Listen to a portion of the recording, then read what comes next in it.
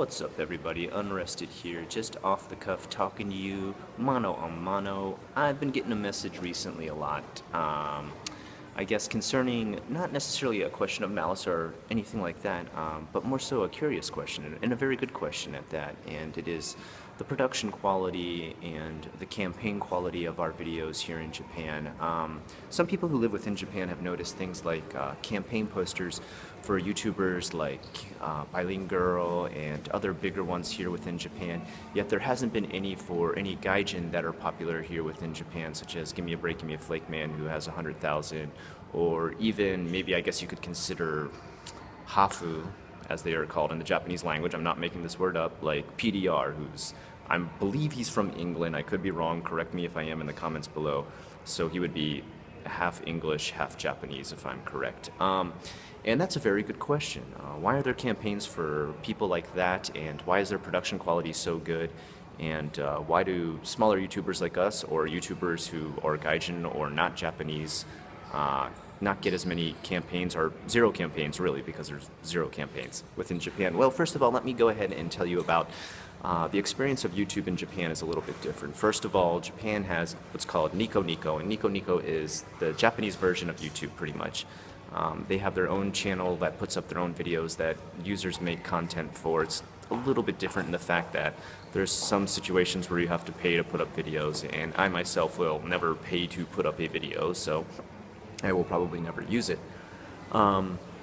Nonetheless, everything there is in Japanese, so everyone in Japan can totally understand it, usually 100%. I don't understand why they would not be able to if they were Japanese living in Japan speaking Japanese.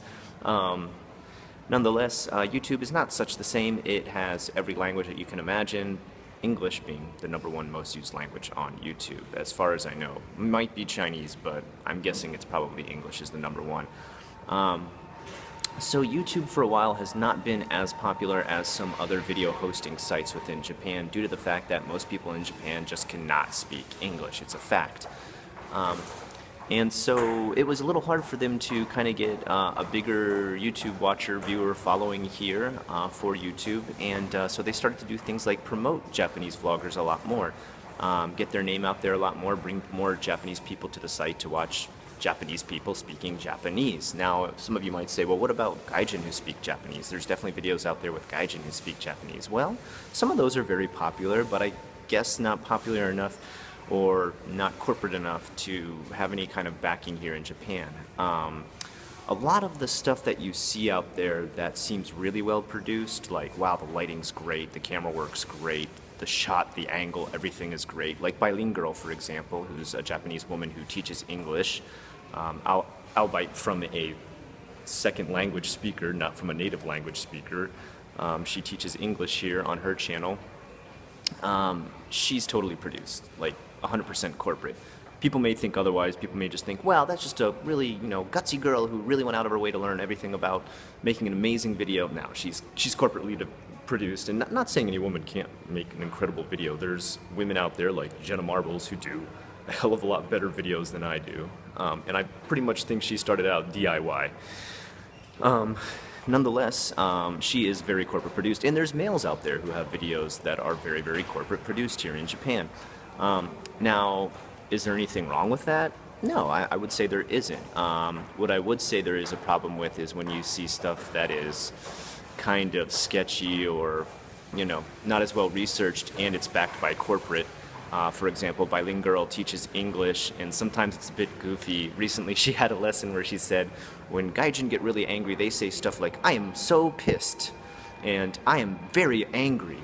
Like, no one really speaks like that. If you think about when you're angry, you don't just say, I am so pissed. I can't even imagine a girl saying that, or the girliest of girls saying, I am so pissed.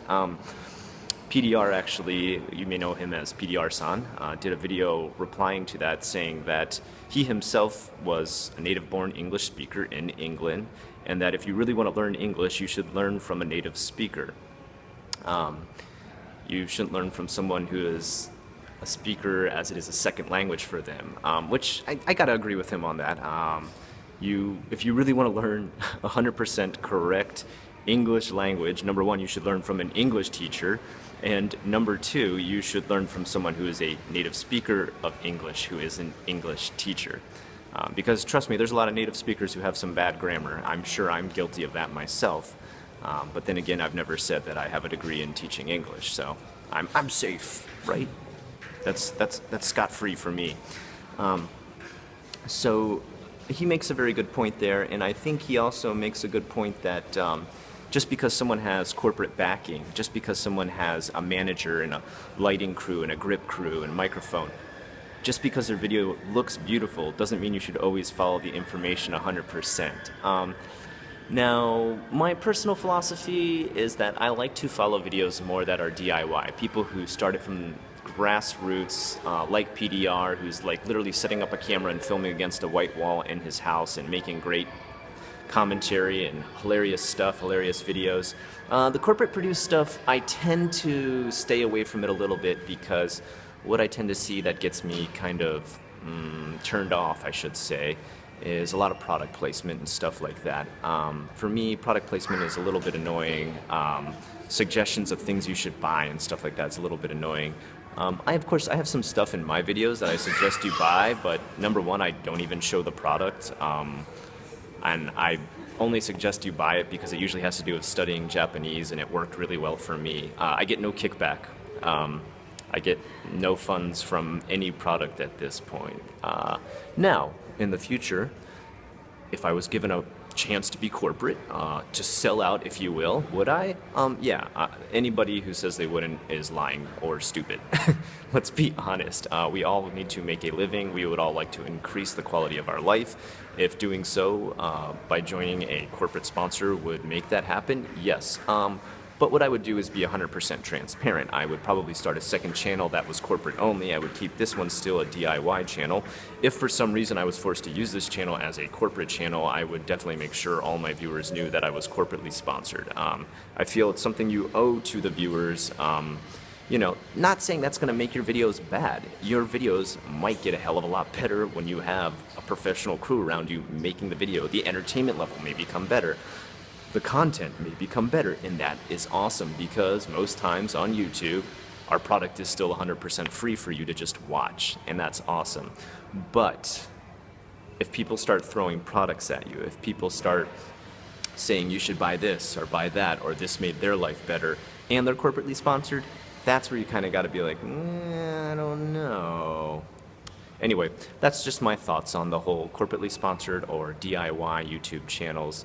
Really, I leave it up to you, the commenter, to give me your own philosophy on what you think of the two. Again, this is not a malicious video or any sort of video attacking those that do have corporate sponsors. Good for them. They've made it to the top. They can sing that Drake song and play it in their car while they bounce up and down. And best of luck to all of you. If you like what you saw here today, please like, comment, and subscribe. I am unrested.